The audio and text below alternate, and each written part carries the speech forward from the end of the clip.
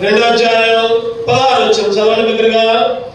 న్యాయాధిపతులు 2వ అధ్యాయం 16వ వచనం. ఆ కాలమున యెహోవా వారి కొరకు న్యాయాధిపతులను పుట్టించెను. వీరు దోచుకుని వారి చేతిలో నుండి ఇశ్రాయేలీయులను రక్షించిరి. చాలు చాలు. వీరు దోచుకుని వారి చేతిలో నుండి ఇశ్రాయేలీయుల్ని చెప్పండి ఏం చేశారు? రక్షించారు. ఇశ్రాయేలీయుల్ని రక్షించారు. ఎవరి చేతిలో నుండి చెప్పాలి? ఎవరి చేతిలో నుండి? దోచుకునే వాళ్ళ చేతిలో నుండి. దోచుకునే వాళ్ళ చేతులు. దోచుకోవడం అంటే చెప్పండి. దోచుకోవడం అంటే ఒకసారి అంటారు నిలువు దోపిడీ చేశారంటారు.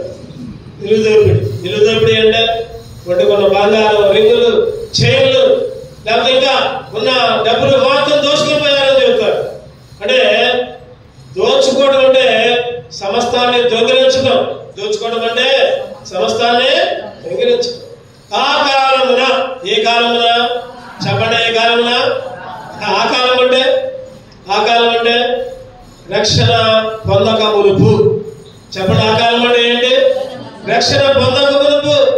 ఆ కాలంలో నువ్వు నేను కూడా జీవిస్తూ ఉంటుంటే సైతాను గాడు ఏం చేసిండు? మొత్తం దోచుకున్నాడు. మొత్తం కూడా దోచుకున్నాడు.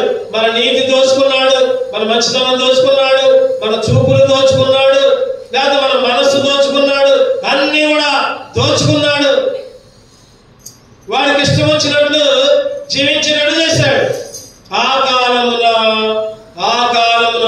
యెహోవా వారి కొరకు న్యాయాధిపతులను పుట్టించాడు. యెహోవా వారి కొరకు న్యాయాధిపతులను పుట్టించాడు. న్యాయాధిపతి ఇంగ్లీష్ లో ఏమంటారంటే చెప్పండి? ఇంగ్లీష్ లో జడ్జ్ ఏమంటారు? ఇంగ్లీష్ లో మనం కూడా కోర్టులకు పోతాం, అప్పుడప్పుడు జడ్జి దగ్గరకు పోతాం. కోర్టు అంటే న్యాయాన్ని తీర్చే స్థలం. జడ్జి న్యాయాధిపతి ఉంటాడు. ఆడ చెప్పుకుంటాం. ఆ న్యాయాధిపతి ఏది చెబితే అది జరిగింది అక్కడ. ఒక్కోసారి తప్పు తీర్పు అయినా తప్పదు, ఒక్కోసారి మంచి అయినా తప్పదు, చెడ చెప్పినా తప్పదు. న్యాయాధిపతి ఏం చెప్తే చేయాల్సిందే. జడ్జిలు ఏం చెప్తే అది చేయాల్సిందే. కానీ ఈ న్యాయాధిపతి మాత్రం ఈ లోకపు న్యాయాధిపతి కాదు. ఈ లోకపు న్యాయాధిపతి కాదు. చెప్పండి. ఏ లోకపు న్యాయాధిపతి? పరలోకపు న్యాయాధిపతి వచ్చి నిన్ను రక్షించాడు. ఆ కాలమున, ఏ కాలం అంటే ఆ కాలం. చూడండి, అదే న్యాయాధిపతులు 3వ అధ్యాయం 9వ వచనంలో ఒక మాట. న్యాయాధిపతులు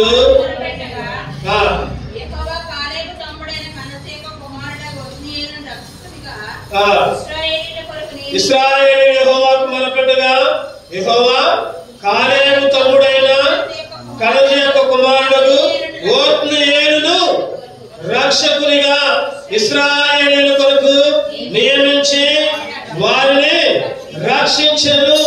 ఎవరినంట? ఓత్నీయేలు అంటే ఆ కాలంలో మొరపెట్టారు.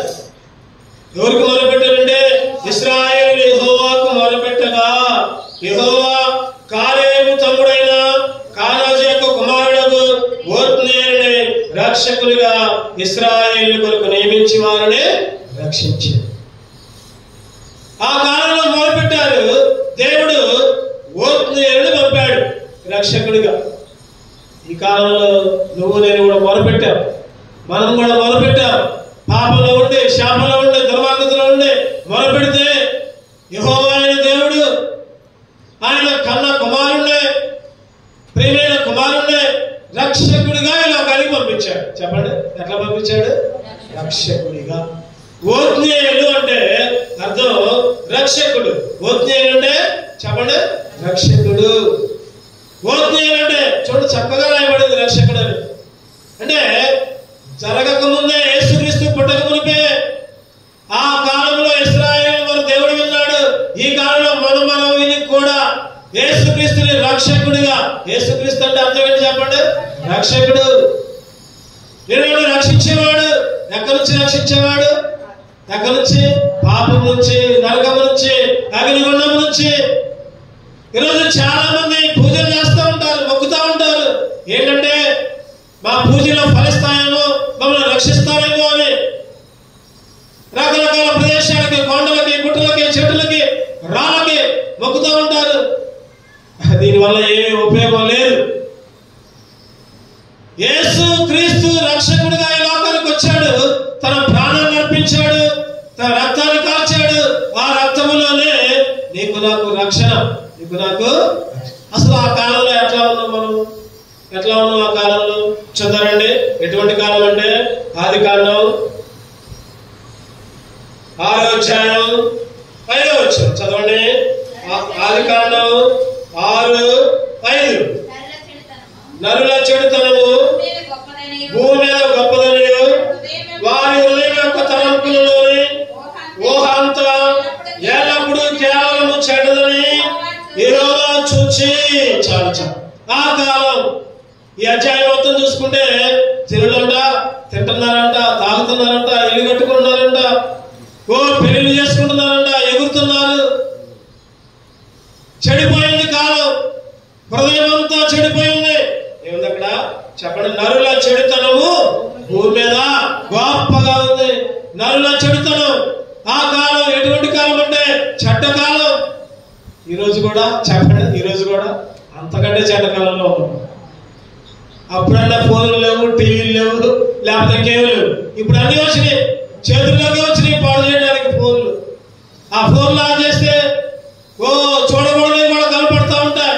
యవనస్తులు, స్టూడెంట్స్, కాలేజీ పిల్లలు, 10వ తరగతులు పాడైపోతున్నారు ఫోన్లు చూస్తే. ఫోన్ ఉండడం మంచిదే, అవసరానికే ఉపయోగించుకోవాలి. ఆ కాలం కంటే భయంకరమైన కాలం ఇది, చెడ్డ కాలం. చెప్పండి, ఏ కాలం ఇది? చెడ్డ కాలం. ఆ కాలం కూడా చెడ్డ కాలం. హృదయం అంతా చెడిపోయింది. హృదయం అంతా కూడా ఎట్లా ఉందంటే చెప్పండి, ఎట్లా ఉంది? చెడిపోయింది. చిన్న పిల్లలు కూడా చెడిపోయి దారి తప్పి, త్రోవ తప్పి, మార్గాలను అనుసరించకుండా చెడిపోయి ఉంటున్నారు ఈ కాలంలో కూడా. ఒకటోది చెడిపోయిన కాలం.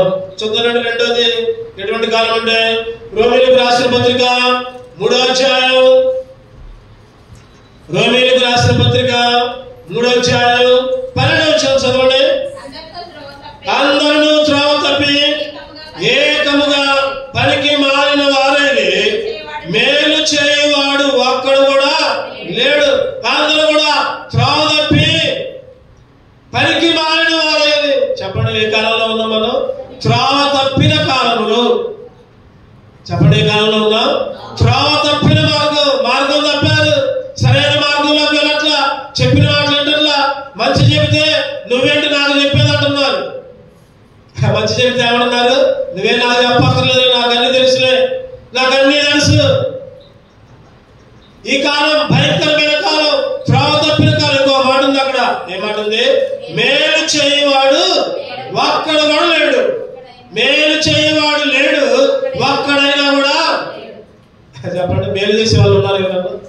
ఎవరు లేరు. మేలు చేసే వాళ్ళు ఎవరు లేరు. కీడు, అసూయ, ద్వేషం. ఎవరైనా మంచిగా చదువుకున్నా, మంచిగా బాగుపడినా, ఒకరి జోలికి బాగుపోయినా, తాగకుండా ఉన్నా, తిరగకపోయినా, లేకపోతే అందరూ చేసే పని చేయకుండా కూడా ఎట్లా ఉన్నారంటే వీళ్ళు మాలో కలవట్లా, వీళ్ళు మాలో కలవట్లా. పైకి మంచిగానే ఉంటున్నారు, లోపల అసూయ, ద్వేషం. మంచిగా ఉండటం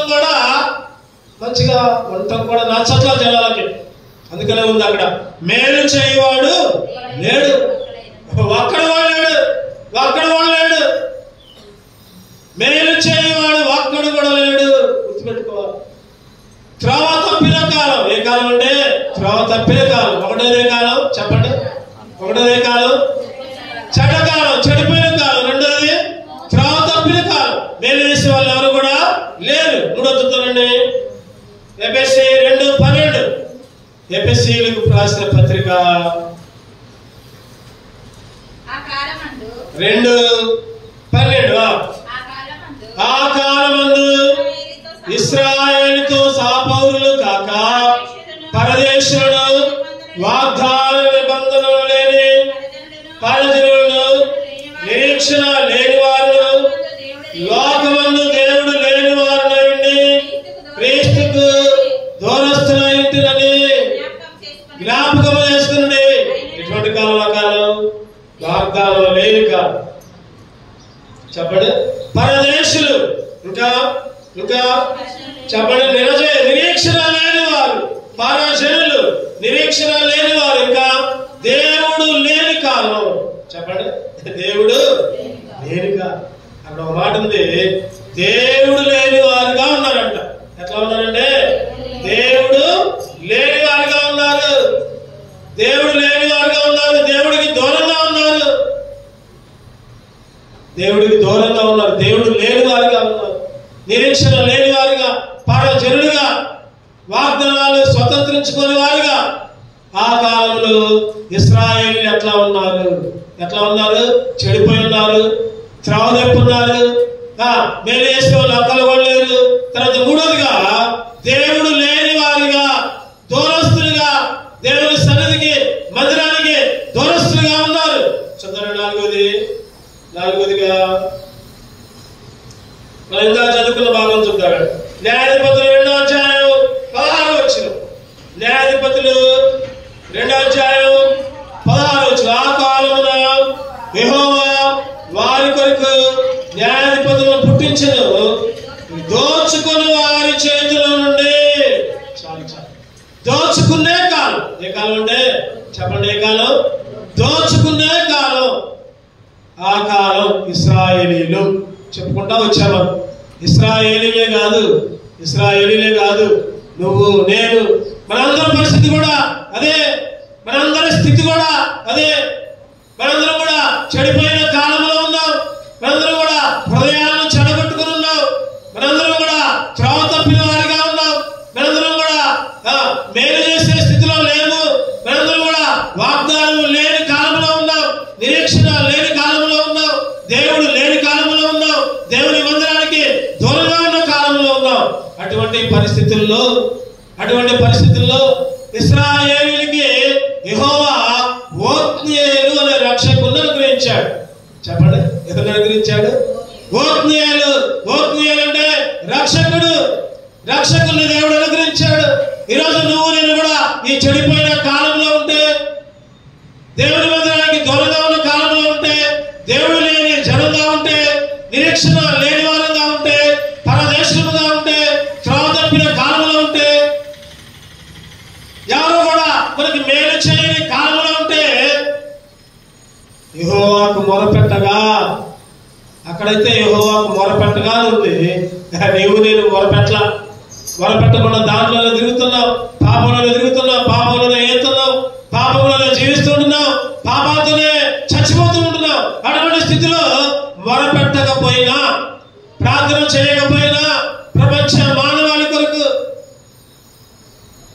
లోక పాపములన్నీ భరించడానికి, లోకంలో ఉన్న మనిషి యొక్క పాపాన్ని తీసివేయడానికి యేసుక్రీస్తు రక్షకుడిగా ఈ లోకానికి వచ్చాడు. యేసుక్రీస్తు చెప్పండి, రక్షకుడిగా ఈ లోకానికి వచ్చాడు. ఈరోజు ఆరాధించాలి. ఏమని? ప్రభువా, ఒకప్పుడైతే చెడిపోయి ఉన్నాను ఆయన, ఒకప్పుడైతే దేవుడు లేనివాడిగా ఉన్నాను ఆయన, ఒకప్పుడైతే త్రోవ తప్పి ఉన్నాను ఆయన, ఒకప్పుడైతే వాగ్దానం లేని జనంగా ఉన్నాను ఆయన, ఒకప్పుడైతే పరజనులుగా ఉన్నా, ఒకప్పుడైతే దూరంగా ఉన్నా. అటువంటి స్థితిలో నా కొరకు రక్షకుడిగా ఈ లోకానికి వచ్చి ప్రాణం పెట్టారు. నా కొరకు రక్షకుడిగా ఈ లోకానికి వచ్చి నా ప్రతి పాపాన్ని కడిగి, నా పాపాలన్నీ నీ పవిత్ర రక్తములో శుద్ధి చేసి, నన్ను కూడా పవిత్రంగా చేసి, నన్ను కూడా రక్షించావు. అందుకే నేను ఆరాధిస్తున్నా. చెప్పండి. ఆ రోజైతే ఓత్నియేలు న్యాయాధిపతిగా వచ్చాడు, ఇశ్రాయేలు పక్షాన రక్షకుడిగా ఉన్నాడు. ఈరోజు యేసుక్రీస్తు కూడా నీకు నాకు ఒక న్యాయాధిపతిగా. చెప్పండి. యేసుక్రీస్తు ఎవరంటే న్యాయాధిపతి. అందరూ న్యాయాధిపతులు తీర్పులు తీరుస్తారు. ఈ న్యాయాధిపతి అయితే ప్రాణం పెట్టడానికే వచ్చాడు, చనిపోవడానికే వచ్చాడు, నీ కొరకు నా కొరకు మరణించడానికే వచ్చాడు. ఈ న్యాయాధిపతి ఇలాగనికి వచ్చి నీ కొరకు నా కొరకు ఏం చేశాడు? క్లుప్తంగా ఒక 5 విషయాలు ధ్యానం చేసుకుని ఆరాధనలో ప్రవేశిద్దాం. మొదటిగా, ఈ న్యాయాధిపతి నీ కొరకు నా కొరకు ఏం చేశాడు? మొదటిగా ముందుకు చూద్దాం. మీకా మీకా ప్రవక్త రాసిన గ్రంథం 5వ అధ్యాయం 1వ వచనం. మీకా దేని తర్వాత ఉంటుంది? యోనా తర్వాత ఉంటుంది మీకా. చదవండి. 5వ అధ్యాయం 766 పేజీ నంబర్ 5:1. అయితే సమూహములుగా కూడుదానా, సమూహములుగా కూడుము, శత్రువుల పట్టణము ముట్టడి వేయుచున్నారు. వారు ఇశ్రాయేలీయుల న్యాయాధిపతిని కర్రతో చెంప మీద కొట్టుచున్నారు. చెప్పాలి, అందరూ చెప్పాలి. ఏం చేస్తున్నారంట? ఇశ్రాయేలీయుల న్యాయాధిపతిని కర్రతో చెంప మీద కొట్టుచున్నారు. ఎవరి గురించి రాయబడింది మాటలంటే? యేసుక్రీస్తు గురించి. యేసుక్రీస్తు గురించి. యేసుక్రీస్తు ఒక రోజు న్యాయాధిపతిగా వస్తాడు. యేసుక్రీస్తు అనే న్యాయాధిపతిని కర్రతో చెంప మీద కొడతారు. అంటే దాంతో శిలువలో బలి చేస్తారని, శిలువ మరణానికి అప్పచెప్తారని. యేసుక్రీస్తు పుట్టక ముందే 2వ వచనం కూడా రాయబడి ఉంటుంది. బెత్లెహేము ఎఫ్రాతా యూదావారి కుటుంబంలో స్వల్ప గ్రామమైన నా కొరకు ఇశ్రాయేలుని ఏలబోవాడు నీలో నుండి వచ్చును. ఆ రోజే రాయబడింది. ఆ న్యాయాధిపతి బెత్లెహేము నుంచి వస్తాడని, కర్రతో చెంప మీద కొడతారని. ఈ న్యాయాధిపతి నీ కొరకు నా కొరకు చెంప మీద కర్రతో కొట్టించుకున్నాడు. ఆ న్యాయాధిపతి ఇంకా నీ కొరకు నా కొరకు ఏం చేశాడు? కొలస్సీలకు రాసిన పత్రిక 1వ అధ్యాయం 13వ వచనం చదవండి. కొలస్సీలకు రాసిన పత్రిక 1వ అధ్యాయం 13వ వచనం. ఆయన మనలను అంధకార సంబంధమైన అధికారముల నుండి విడుదల చేసి తాను ప్రేమించిన తన కుమారుని యొక్క రాజ్య నివాసులుగా, చెప్పండి, తాను ప్రేమించిన తన కుమారుని యొక్క రాజ్య నివాసులుగా, రాజ్య నివాసులుగా చేశాడు. మనలను అంధకార సంబంధమైన అధికారముల నుండి విడుదల చేశాడు. చెప్పండి, ఈ న్యాయాధిపతి ఏం చేశాడు? ఏం చేశాడు ఈ న్యాయాధిపతి అంటే అంధకార సంబంధమైన అధికారముల నుండి విడుదల చేశాడు. అంటే చీకటిలో నుంచి విడుదల చేశాడు, లోకములో నుంచి విడుదల చేశాడు, పాపములో నుంచి విడుదల చేశాడు. లోకములే అంధకార స్థితి నుంచి, కళ్ళుండి కూడా చూడలేని స్థితి నుంచి, చెవులుండి కూడా వినలేని పరిస్థితి నుంచి ఏం చేశారంటే వాళ్ళని విడుదల చేసి, చెప్పండి, పరలోక రాజ్య నివాసులుగా చేస్తారు. ఈరోజు అందుకే ఆలోచించాలి, ప్రభా నా కొరకు న్యాయాధిపతిగా వచ్చావు. చెడిపోయిన కాలంలో ఉన్నా, త్రోవ తప్పిన కాలంలో ఉన్నా, ప్రభా దేవుడు లేని స్థితిలో ఉన్నా, నిరీక్షణ లేని కాలంలో ఉన్నా, దూరస్తులుగా ఉన్నా మందిరానికి, దేవునికి, అటువంటి స్థితిలో న్యాయాధిపతిగా వచ్చి ప్రభా కర్రతో నీ చెంప మీద కొట్టించుకొని, అంటే శిలువ మరణం పొంది అంధకార సంబంధమైన అధికారముల నుండి విడుదల చేసి పరలోక రాజ్య నివాసిగా నన్ను చేశావు. అందుకే నిన్ను ఆరాధిస్తున్నాను. రెండవది చూద్దారండి. ఒకటోది అంధకార సంబంధమైన స్థితిలో నుంచి, అంధకార సంబంధమైన అధికారముల నుంచి విడిపించాడు ఆ న్యాయాధిపతి. గుర్తుంచుకోవాలి. రెండవదిగా కొలస్సీలకు రాసిన పత్రిక 2వ అధ్యాయం 15వ వచనం 13-15 కలిసి ఉంటే చదవండి. మరియు అపరాధముల వలన శరీరమందు సున్నతి పొందక అయినటు వలన మీరు మృతులైనగా దేవుడు రాత్రోపకమైన ఆజ్ఞ వలన మన మీద రుణముగాను మనకు విరోధముగాను ఉండిన పత్రమును మేకులతో సిలువ కొట్టి దాని మీద చేయరాతను తుడిచి వేసి మనకు అడ్డం లేకుండా దాన్ని ఎత్తివేసి మన అపరాధములన్నింటినీ క్షమించి ఆయనతో కూడా మిమ్మల్ని జీవింపజేసిన ఆయన ప్రధానులను అధికారులను నిరాయులుగా చేసి శిలువ చేత జయోత్సవముతో వారిని పట్టి తెచ్చి బాహాటముగా వేడుకకు. రెండోదిగా న్యాయాధిపతి ఏం చేస్తారంటే మన పాపాలన్నీ ఎక్కడైతే రాయబడి ఉన్నాయో ఆ చేవ్రాతను తుడిచివేసి ఆయన రక్తముతో తుడిచివేసి శిలువకు మేకులు కొట్టి ఆ పాపాల రుణప్రతం గోడకి మేకులు కొట్టి తుడిచి శుభ్రం చేసి క్షమించి మన అపరాధాలను తీసివేసి ఓడిపోయిన అపజయం పొందిన గెలవలేకుండా ఉన్న స్థితిలో చచ్చిపోయి కొట్టు మిట్టాడే పరిస్థితిలో ఉంటే నీకు నాకు గెలిపించాడు. చెప్పండి, గెలిపించాడు. మన పాపాలన్నీ క్షమించాడు, విజయాన్ని ఇచ్చాడు. అందుకే దేవుని స్తుతించాడు. ఆయన న్యాయాధిపతిగా వచ్చి ఒకటోది ఏం చేశాడు? అంధకార సంబంధమైన అధికారంలో నుండి విడిపించాడు.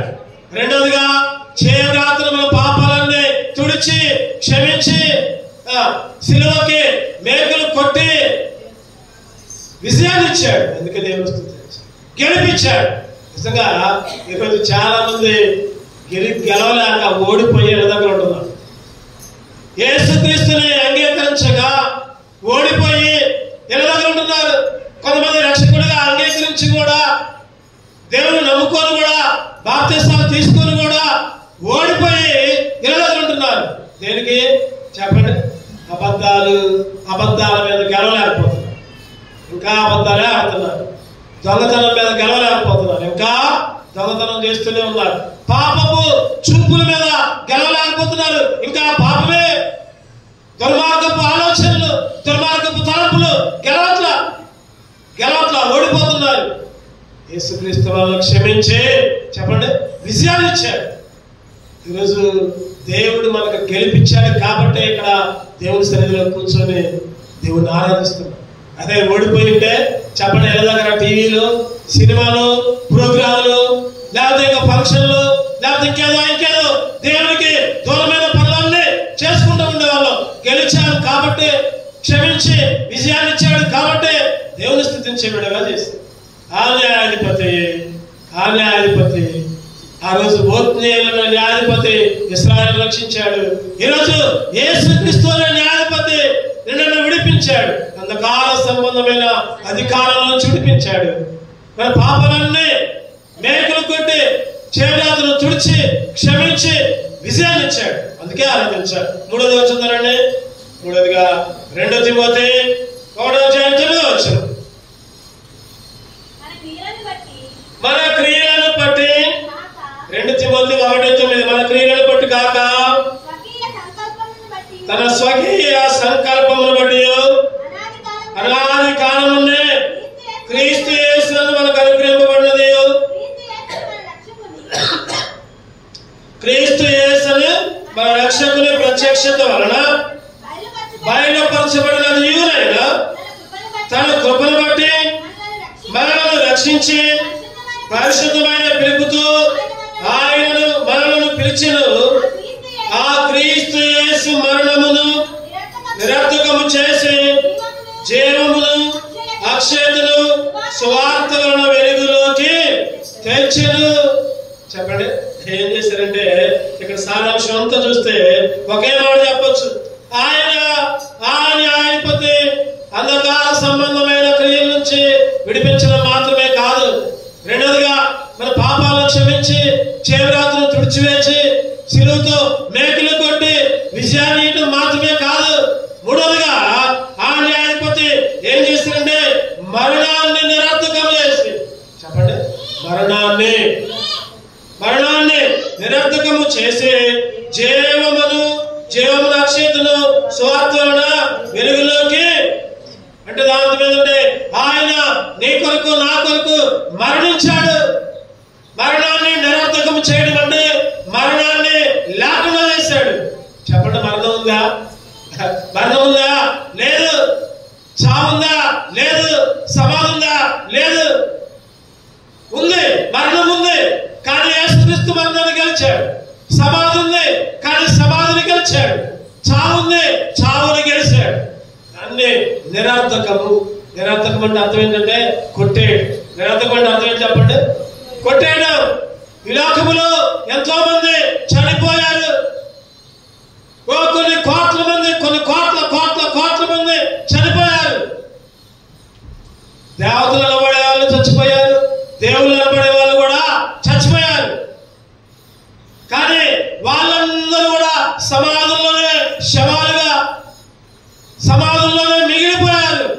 కానీ యేసుక్రీస్తు అయితే మరణాన్ని కొట్టేసి సజీవుడిగా 3వ రోజు లేచాడు. ఈరోజు యేసుక్రీస్తుని ఎందుకు అంగీకరిస్తున్నావు? యేసుక్రీస్తుని రక్షకుడిగా ఎందుకు ఆయన స్తుతిస్తున్నావు? ఎందుకు ఆయన ఆరాధిస్తున్నామంటే అందరిలాగా ఆయన చనిపోయి సమాధుల్లో లేడు. ఆయన సమాధిని గెలిచాడు, చావుని గెలిచాడు, మరణాన్ని జయించాడు, మరణాన్ని నిరంతరం చేశాడు. అసలు చనిపోవడమే గొప్ప. చెప్పండి, కోసమన్నా ఎవరైనా చనిపోతారా? ఎవరు కూడా చనిపోరు. ఈరోజు పొద్దున ఒక వార్త చూశాను. ఏంటంటే ఆ వార్త, ఒక తండ్రి అంట కుమారుని గద్దించిండాడు. తండ్రి కుమారుణ్ణి గద్దించాడు. సహజమే అది. కుమారులు ఏదైనా తప్పులు చేస్తే గద్దీయరా? చెప్పండి, గద్దీరా గద్దిస్తారా? కొంతమంది గద్దిపోతాడు, పాడైపోతాడు. పిల్లలు, కుమార్తెలు కానీ కుమారులు కానీ తల్లిదండ్రులు గద్దీయాలి. తప్పు చేస్తే గద్దీయాలి. గద్దీపోతే ఇంకా అట్లనే ఉంటారు వాళ్ళు. దారిలోకి తీసుకుని రావాలి చిన్నప్పటి నుంచి. అందుకే ఒక సామెత ఉంటుంది, ఏంటిది? ఒక్కై వందలది. నువ్వు చిన్నప్పుడు సరిగ్గా గద్దీయకుండా పెద్ద ఎంతదే ఎడ చేయకూడదు, అడ చేయకూడదు అంటే వాడు చేయకుండా ఉంటాడా? ఖచ్చితంగా చేస్తాడు. అయితే ఏంటంటే వార్త ఏంటంటే, తండ్రి అంట గద్దించిందంట, రేపు తాగమాకురా, తిరగమాకురా, సవాసాలు పట్టమాకురా. వాడు రోజు తాగొస్తున్నాడు. వాడు రోజు ఇంట్లో ఉన్న డబ్బులన్నీ అవజేస్తున్నాడంట. గద్దించిందంట కొడుకు. అరే ఆడు చేయమాకురా, అరే బాగుపడదా, పనికి వాళ్ళు లాగా తయారవుతున్నారు వాళ్ళు. గద్దిస్తే ఆ కొడుకు ఏం చేశాడో తెలుసా? డబ్బులు ఇవ్వట్లేదండి, తాగుడికి డబ్బులు ఇవ్వట్లేదండి, నన్ను గద్దిస్తారా అని ఇంట్లో ఒక రంపం ఉందంట. రంపం తెచ్చి తలకాయలు కోసినాడు తండ్రి. చెప్పండి, తండ్రిది తలకాయ కోసినాడు. దేంతో? రంపంతో. అసలు పొద్దున్నే నేను వార్తలు పెట్టా. ఎందుకు చూడగానే నాకు కింద హెడ్లైన్స్ లో కనపడుతున్నాయి. తండ్రిని రంపంతో కోసిన కొడుకు. ఏంటి పరిస్థితి అంటే, వీళ్ళు ఎట్లా ఉన్నారంటే జాగ్రత్త. వీళ్ళు అందుకనే మందిరంలో గడపలేదు. పిల్లల్ని, తల్లిదండ్రుల్ని, కొడుకుల్ని, కుమార్తెల్ని, కుటుంబాన్ని దేవుని సన్నిధిలో గడిపేది. అందుకనే చెడిపోయిన కాలం, పాడైపోయిన కాలం. ఈరోజు గద్దిస్తేనే కానీ మన తండ్రి అయితే ఏం చేసింది చెప్పండి? మనం పాడైపోతున్న గద్దీలా, మనం పాడైపోతుంటే శిక్షించలా, మనం పాడైపోతుంటే సంపలా. మన తండ్రి అయితే ఆయనే ప్రాణం పెట్టాడు. చెప్పండి, ఏం చేశాడు? ఆయనే మరణించాడు. శిలువలో మేకలు కొట్టించుకున్నాడు. తల మీద ముళ్ళ కిరీటం, కాళ్ళకి చేతులకి సేనలు. ఎందుకంటే ఆ సేనలో నీకు నాకు కొట్టాలి. తల మీద మన చెడ్డ ఆలోచనల కొరకు, మన మీద ముళ్ళ కిరీటం పెట్టాలి. మన చేతులతో చేసిన పాపాలకి మన చేతులకి సేన కొట్టాలి, కాళ్ళకి సేన కొట్టాలి. మన శరీరంతో చేసిన పాపాలకి నా పక్కలో బలంతో పెట్టి పడవాలి. మనకు రావాల్సిన శిక్ష చెప్పండి ఆయన పొందాడు. న్యాయాధిపతి నీ కొరకు నా కొరకు మరణించాడు, మరణాన్ని గెలిచాడు. అందుకే దేవుని స్తుతించాలి. 4వదిగా చూద్దారండి, సమయం అయిపోయింది. 4వదిగా హెబ్రీ 9:26. హెబ్రీయులకు రాసిన పత్రిక 9వ అధ్యాయం 26. అట్లయినా జాగ్రత్త పునాది వేయబడినది మొదలుకొని ఆయన అనేక పర్యాయాలు శ్రమ పడవలసి వచ్చును. అయితే ఆయన యుగయుగముల సమాప్తి యందు తన్ను తానే బలిగా అర్పించుకున్న వలన పాప నివారణ చేయుటకై ఒక్కసారి ప్రత్యక్ష పరచబడెను. చెప్పండి, ఏం చేశాడు ఆయన? తన్ను తానే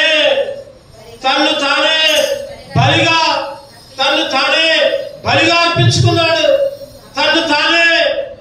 ఎవరు ఆయన సిలువేల, ఎవరు ఆయన మైకులు కొట్ల. ఆయన తలుచుకుంటే అవన్నీ దూరం అయిపోతాయి. కానీ తన్ను తానే జగత్ పునాది చెప్పలేదు చెప్పాలి. జగత్ పునాది వేయబడక మునిపే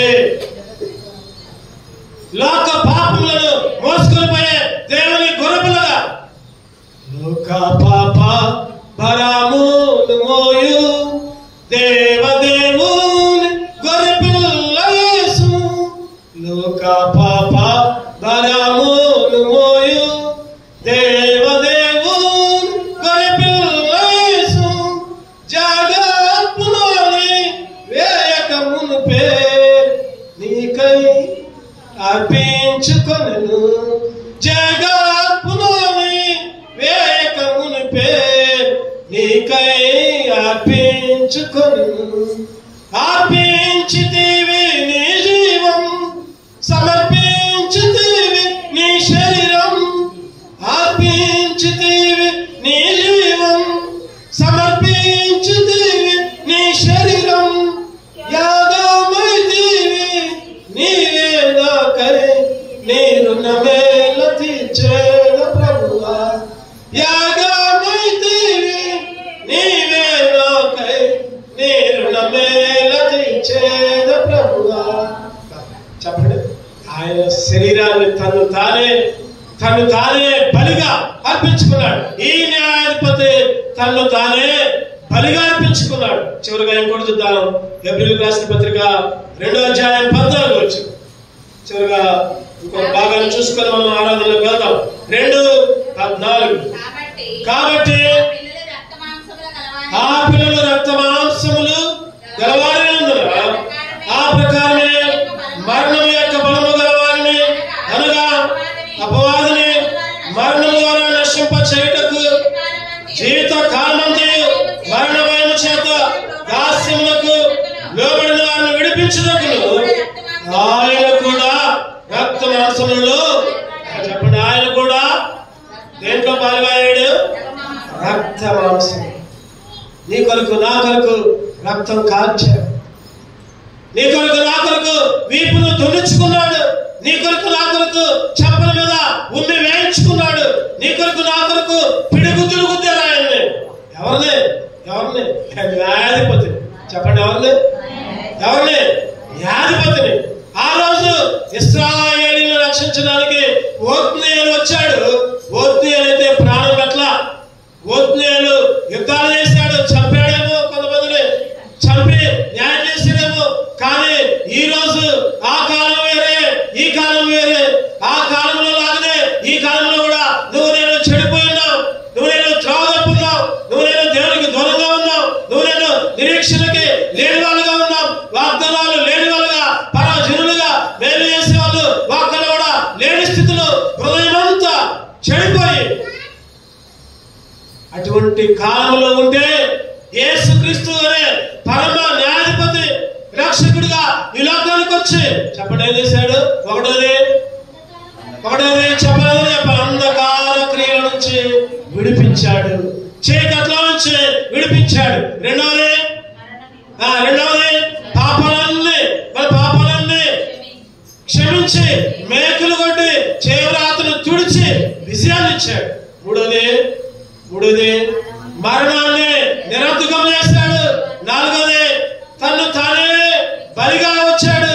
చివరిగా ఐదవది రక్త మాంసములలో పాలివాడై ఆయన రక్తాన్ని, ఆయన శరీరాన్ని నీ కొరకు నా కొరకు బలిచ్చాడు, అర్పించాడు. అందుకే దేవుని స్తుతించాడు. అందుకే దేవుని ఆరాధించాడు. ప్రభా ఆ కాలంలో లాగానే ఈ కాలంలో కూడా ఉంటే మా మొర ఆలకించావు, మా మొర విన్నావు, మేము మొరపెట్టమైనా మా కొరకు వచ్చావు, మా కొరకు నీ ప్రాణాన్ని తను తానే స్వరూపమైన సొగసైన లేదంట. ఆయనకి స్వరూపమైన లేదు, సొగసైన లేదు. ఎక్కడ చూసినా దెబ్బలు, ఎక్కడ చూసినా పసిపుండ్లు, ఎక్కడ చూసినా అరికాలు కొని నడినెత్తి వరకు ఏ మాత్రం కూడా స్వస్థత లేని వారిగా ఉంటే ఆయనే అరికాలు కొని నడినెత్తి వరకు శిక్ష ఉంది.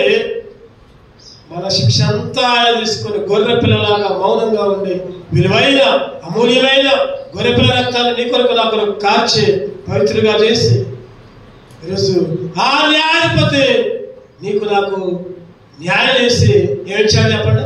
పరలోక రాజ్యాన్ని ఇచ్చాడు. ఏం ఇచ్చాడు? పరలోక రాజ్యాన్ని ఇచ్చాడు. యేసుక్రీస్తు యుగ యుగాలు ఆయనతో నివసించడానికి అర్హత ఇచ్చాడు. అందుకే ఆరాధన చేయాలి. అటువంటి ఆరాధన చేసే పిల్లల దేవుడు మనల్ని సిద్ధపరచును గాక. ఆమేన్. రెండు నిలబడదాం.